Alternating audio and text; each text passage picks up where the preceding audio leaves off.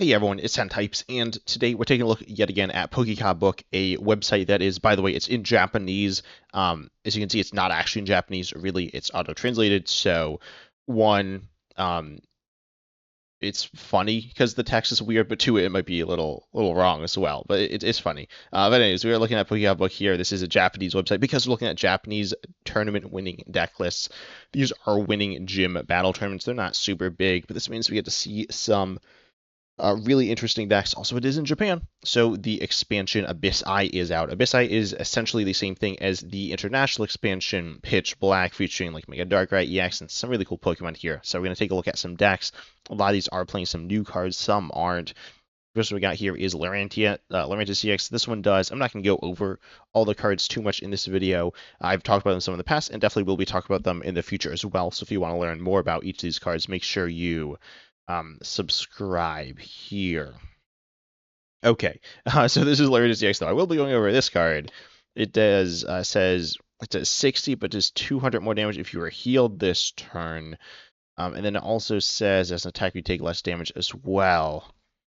This is okay, so it's playing Community Center as well. Community Center, a card I have actually let me put it up here. Community Center is a card that's really funny. It's a card you can. It actually is named on the card Caretaker. Caretaker is like super horrendously terrible though. It's like potentially it legitimately might be the worst card in the game. I mean, yes, there's a lot of random Pokemon that are really terrible, but Caretaker is super bad. But anyways, Community Center, if you play a supporter, you heal 10 from each of your Pokemon. I glanced at the list. I saw Munkidori and Lurantis EX. Munkidori boost damage counts off your Pokemon, but as far as I'm aware, and I'm like 95% sure this is the case, that Munkidori doesn't heal. Like, yes, it quote heals by removing the damage counters there, but it doesn't actually heal it. For the case of Lurantis EX, so you're going to be using the Stadium here, as well as Azzy's Tranquility. Honestly, a card I don't even know if I played with yet. Azzy's Tranquility is a switch. And it also heals 80 from an EX. So it can switch anything, but heals 80 from an EX. This card, as I said, I don't think I've played at all yet. Tell me in the comment section, is this card like underrated? And should I be playing it more? I feel like it just doesn't really have a very good home, but maybe it is pretty good. I don't know. But it doesn't seem super good. But we see it here with Mega Lopunny as well, and to Dunsparce and to Dunsparce EX. Some cool stuff going on. We got the special grass energy where I've said this before. It's a pretty solid like bonus. It's not super good. It's 20 more HP. It's 20, yeah, 20 HP. I'm pretty sure. I'm gonna double check on that one. That'd be how could have got it wrong. Yeah, 20 HP there. The downside is that, I mean, grass is mostly powered by Teal Pond EX, as well as, I guess, to some extent as well, Meganium. Those are going to be like the main focuses of grass, and those need basic grass energies. We do see Crispin, so it is a bit of a downside, but not a huge downside. It's interesting to see you're really leaning into the healing here, which kind of makes sense with like the Munkidori's.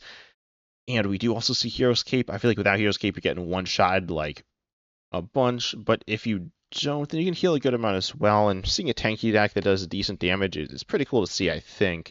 I mean, Mega Lopunny sometimes also does that, where you're spamming Wally's Compassion there. I think that's not as fun where you're healing off all the damage, but healing some, doing some damage, doing some different things, I think is pretty fun here. Then we see Mega Pyro EX. This card does. I don't remember, I'm not going to lie. What it does is, and this card's from Chaos Rising, it does 80, and then takes 50 less next turn. Of course, a big HP pool here, being a Mega. Of course, there's a 3-prizer as well, so you don't get one shot. You don't have a bad weakness, though, but you do 80, take 50 less, then Fiery Big Bang for 3 fire, or sorry, 3 energy, 2 which are fire. You do 290, you do 10 less for each damage count on this Pokemon, so you do need to be relatively healthy to be swinging for damage. Okay, and we see this with the Oricorio EX. Oricorio EX is a pretty good card. Honestly, it's a card I legitimately forgot about. I mean, I don't think Mega Pyro Oricorio is super good. Oricorio EX is theoretically really good. I said this before. We're presumably getting Mega Heatran EX at some point, and if we get Mega Heatran that's a fire type, then Oricorio EX, I think it was legitimately good. I don't think with Mega Pyro it is legitimately good, but it's okay.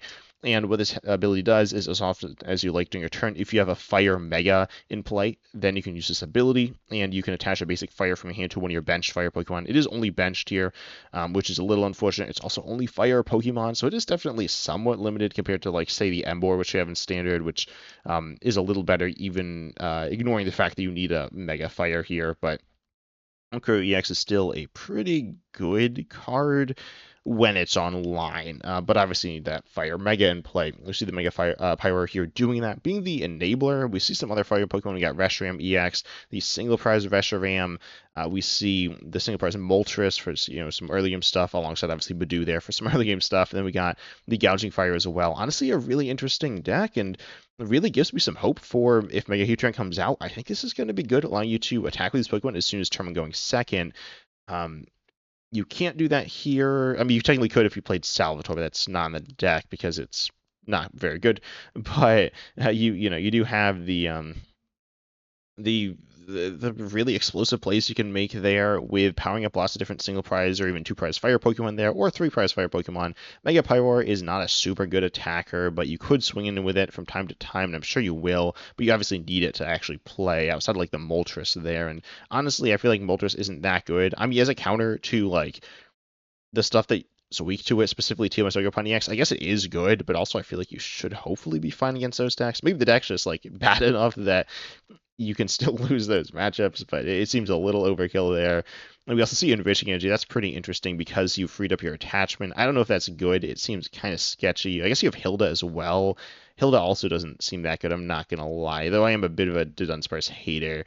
I mean, it's okay. I think it's fine, but I guess that's why it runs Hilda. I mean, I'd certainly run 4 Lilies in like essentially every deck, including certainly I would run 4 Lilies in this deck. Hilda seems kind of meh, and you do need to make a Pyroar, but I'd run 4 Ultra Ball for that. Anyways, this isn't a nitpick of the deck though. The deck is a pretty awesome idea. I'm not gonna lie. Also, Gravity Bound plus the 290 does one-shot Pulse. That's kind of fun. You got Mega Zygarde with Cinderace again. Cinderace is my favorite Pokemon. Not again. This build. I don't think I've seen this before, but we've seen Cinderace from time to time, and Mega Zygarde teched into Mega Lucario. This is not that, though. This is a very tanky Mega Zygarde list, which is interesting because realistically, the first attack is probably better than the second attack. When I say probably, it's like a lot better because the second attack's like super abysmal. It is really fun, but really terrible. And yeah, Mega Zygarde here with Cinderace. Cinderace powering it up, and also, I mean, Cinderace is just probably the coolest Pokemon in Standard, in my opinion. I've made so many videos on it. It's so sick. Like, if you haven't played this card, I'd say you're missing out. I mean, it's not super good, but it's so sick. Legitimately, it's probably the card. I played it a good amount, and it's probably the card that I've gotten the reaction of, like, me playing it, my opponent being like, wait, what does that do the most? Because it's legitimately super good once it's in play, if you start it. If you don't, then it doesn't do anything, so that's pretty bad. But the card's super sick, accelerates some energy, pokes your opponent a little, has Fear Retreat, has pretty high HP for a single prizer. It's a really solid Pokemon there, but requires you to play not a lot of other Pokemon, so that's why we see it with only 3 basics in the deck. And yeah, it also runs Larry's Skill, which is interesting. I don't think it's very good. I'm not gonna lie, I don't know why it's a 3 of in this list. I'm looking to see if there's a reason. I mean, Larry's Skill's not terrible. It's an okay supporter. I suppose it was underrated. Now it's played a good amount, but it is a funny card to see in this list. Then we see Mega Manectric here, a Lightning Box list. I have yet to play Lightning Box, with Electric to accelerate, and then Iono's Kill to draw. I should play this deck. As I said, I haven't played it. It seems honestly pretty cool. I talked about liking Lightning, and we do have the new special Lightning energy from the new expansion Pitch Black, which definitely does help the deck, but I mean, this kind of was talked about with the special Grass energy, where you have the downside of the fact that it's not going to work with Electric. I don't remember if it works with Iono's Kilowattrel or not off the top of my head. Let me check here. Yeah, that has to be a basic as well there. Oftentimes abilities like that don't have to be, but it does here. We see Emolga? Why does it play Emolga? That seems not that good. Emolga, it doesn't have retreat. What's this Emolga? That one does, apparently, but that's not the one it's running. It's running the one from the pre-release, and this one, yeah, searches for Pokemon and then has a hit and run attack. Or wait, sorry, searches for energies, yeah, and has a hit and run attack there, which returns it and the attached cards to your hand. As far as I can tell, there's not any good target to run into. I will also mention another new card is this single prize Manectric, which is like, okay, kind of fills in some gaps of the Mega Manectric EX there, but I mean, the deck seems pretty cool. Mega Manectric EX, people said I was a hater of it when it was revealed, and I was like, this card's like not that good, and it's not that good. It's okay. But yeah, it seems cool. I've yet to play it, I think. And tell me in the comment section again with any of these decks if you played them. Obviously, they're not out internationally, but for the most part they aren't. But this deck is super cool. I think you can draw a bunch of cards then as Kill as well. So it seems like a pretty cool deck. Not crazy complicated, not crazy straightforward either. Seems fun.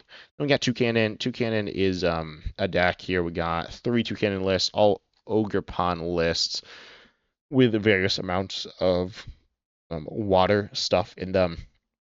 But yeah, Toucannon does damage based on bench Pokemon. It's like Liz Clefairy EX, but I guess stronger. I mean, he does 40 more damage, and also has an ability letting you draw a card every turn, and that's kind of cool. I guess works really well with Fan Rotom there, which is kind of fun. I don't think Toucannon is particularly good at all, to be honest. I don't expect it to be that popular because it's also not that interesting. It's not terrible in terms of power level. It's like fine. Um, I wouldn't really say it's a competitive level card, but I'd say it's, maybe a weak competitive level card. Looking at it next to something like, I mean, certainly I'd say a deck like Ethan's Typhlosion might be on a similar level to it. I don't know if that's fair, but that feels about right.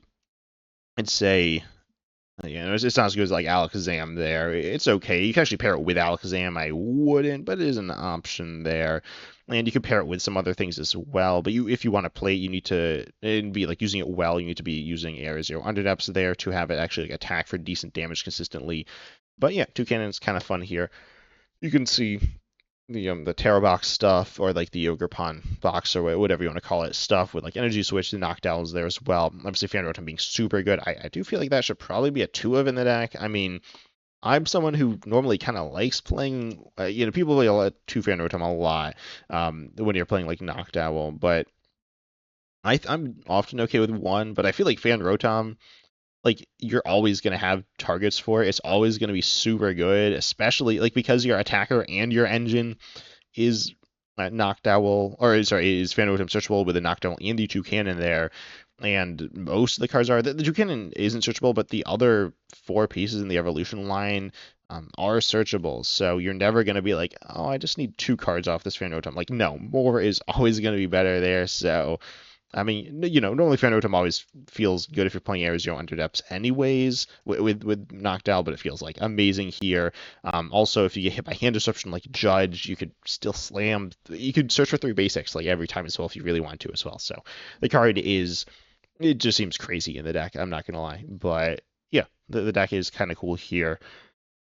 Nothing actually super interesting in terms of what Toucannon does. It's pretty boring. As I said, I don't think it'll be super popular, but it's kind of cool. We got Mega Lopunny with Lycanroc. Lycanroc's kind of weird. It's only a small piece in this deck. We got Zerus. We got Kofu. Wait a second. I was about to like say the 06 is well, that's for another day. But Kofu is super funny. You draw. Would you draw 4? I think you put 2 in the bottom first, then you draw 4. Kofu is not very good. Okay, so whenever I see a deck that I like isn't labeled, I always gotta click on it. But Kofu is, you put 2 on the bottom. You do choose the order. Theoretically, there's some bottom deck synergy. Actually, there's a new Sizzlipede, which is kind of cool. I mean, it's not actually cool. It definitely needs another card. I think I might have talked about it. Pizza Radio made a video on it. I've made a similar video where I was talking about cards that like were kind of incomplete. Sizzlipede is a new card added to that collection, and yeah, it is definitely Tofu plus Sizzlipede is really funny, but Sizzlipede unfortunately kind of trash until we get another card like it printed to make it a bit more interesting. But Kofu does have bottom decks, but it does put cards on the bottom. You're actually enabling bottom deck synergy there. It does draw 4. It is a draw 4 supporter, so it is cool. You do lose 2 cards. You do lose 2 cards before you draw the 4. If it was the other way around, it would be a lot better. But it is still and yeah, you do need to put the cards in the bottom. If you have no cards in hand, you can't play it. So it is not super good. I don't actually know why it's in this list. I'm not gonna lie. Um, it seems super random. If someone knows, tell me. Maybe it's just someone who likes Kofu. That could legitimately be the reason. Like, I'm a big Explorer's Guidance fan. Maybe this is just a big Kofu fan, but I don't know. It's interesting to see. We got this dex list, and no Kofu's here. And again, we got the Wild's Compassion just like healing over and over again. Kind of boring, honestly, in how it plays, but it is pretty effective at times. Then we got Hide and Seek, pretty cool deck. Not gonna dive into it too much, though we do see this list, actually. This is pretty interesting. Well, I don't know if interesting, but it's different. Not running as much Delmise here. We see it running a 4/4 Sinistral line. and also running the Zelf. That card's pretty cool, letting you do damage based on the amount of damage counters on your opponent's Pokemon in play. It's not a broken card, but it's pretty cool. We see the Spiritomb as well. So this is more like a spread, more kind of, I guess I'd say, chaotic list where you're doing spread stuff, doing huge damage. Spiritomb quadruples damage into your opponent's Pokemon if you know. It requires 13 or more cards in the discard with Hide and Sneak, though, of which the Banette, Shuppet, Sinistcha, and Poltergeist are, those are the Pokemon, so you need most of them there. It's really funny. We see Survival Brace as well. That seems bad. I'm not gonna lie. I don't think Survival Brace is like a good card. I mean, I don't think many people do. There's a time at which it was popular in Dragapult, like a very short time, but it is a fun card there. Then we see Gwen as well. I think I've said this. I think the best card in the set, in my opinion. I think it's close-ish. I don't know. I mean, I think Gwen is definitely the best card in the set, though. I don't know if it will be the most played, but it is pretty good there. And we got my extra. Again, I don't think this deck's super good here. I think I made a top 10 cards from the set video. I didn't include it. I think I included next to Toucannon. It's like okay, but not that good. It's all right. It's decent. It's decent, but it's also pretty boring as well. I don't expect this deck to be that played. Then we got, I don't know if we have much else. These other decks might be pretty boring, so I'll go through them quickly. We got Polt, which is honestly the rest of them might be Polt. Oh, we got Polt, Blaziken, Mega Starmie, Mega Frostlass. Yeah, I play a deck kind of similar to this. It's kind of fun. Not quite as much as this, but it's pretty cool. I'm not gonna lie. Mega Frostlass can be just so crazy. Or useless. It depends. Then we got some Ogerpon Hydrapple here. Wait, this one doesn't run Meganium. That seems kind of sketchy. I'm very sketchy. I'm not gonna lie. We see the new this Zarude. What Zarude even is this? I don't remember. I completely misspelled it as well. I guess it's this new one. No, oh, that's the darkest one. It's this Zarude. Oh, we're in Japanese now. Yeah, this one. The one that is a 180 or 160. That's fine, I guess. Then we got the Wu-Chen. This Wu-Chen, by the way, such a sick card. I do want to play. I mean, it's so bad, but if you have 3 or fewer cards in your deck, you do 20, and then you do 120 to 2 your opponent's bench Pokemon, which is like super good. I mean, it's not quite as good as Kyurem, but it's almost as good as Kyurem. Theoretically, you can do it turn 1. Probably not happening there, but I really want to play with Wu-Chen. This card is like so sick. And pretty bad, especially in like standard. If you're looking to expand it, maybe you can look at something there. But Wu-Chen, I don't know. Tell me in the comment section if you have some ideas. I played this Wu-Chen Misty Psyduck deck, which I described as a fake combo deck because it was like this combo, but the combo didn't work. Essentially, is kind of how it worked. Nothing really happened. You kind of just spun around, didn't do anything. But it is really, really such a sick card. Super bad, but so sick. Then we got some more of that. We got some Cynthias. Hopefully these two decks aren't matched to each other. Well, maybe they are. I don't know. It depends which deck you like more. But definitely a pretty good deck, Cynthias. I don't know if I say it's underrated. There are times when it's underrated. We got Hammers as well floating around. Not so fun there. Here we got a Toucannon in an Alakazam list. So, it is an option. It covers the issues of being walled off by things that stop effects of attacks there. I mean, it's not crazy if your opponent's running what should I say? If they're running something like maybe Lucario and they stick Rock Fighting on, certainly the Enhanced Hammer would be better there. But if you're looking at like the Team Kuna, I mean, you should honestly, I'd say play the single price Alakazam if you can, unless you're running 4 Alakazam, which you're not. But yeah, it is interesting to see there, and it would be useful against the Team Kuna, and it is an option there. And we see still Nighttime Mind. I've said since that card was revealed that card is good, and yeah, I mean I think the card is good. I think it's pretty good against Dragapult, which is the best deck in the game. And we got Archaludon, kind of fun. We got Prism Tower. I haven't played Archaludon Prism Tower yet. Maybe it's good. I don't know. I don't think it like changes the deck completely. We also see this there's Tool, which does damage from hidden too, which is kind of fun, I guess. We get Starmie, Team Rocket's Crobat with Dunstar, and some other Team Rocket stuff. I actually saw someone playing this at a local tournament, or I heard someone was playing this. I think I was playing with Uncommon Fossil, and he played against it. I don't think the person set up. It definitely seems clunky here. I've kind of criticized Mega Starmie.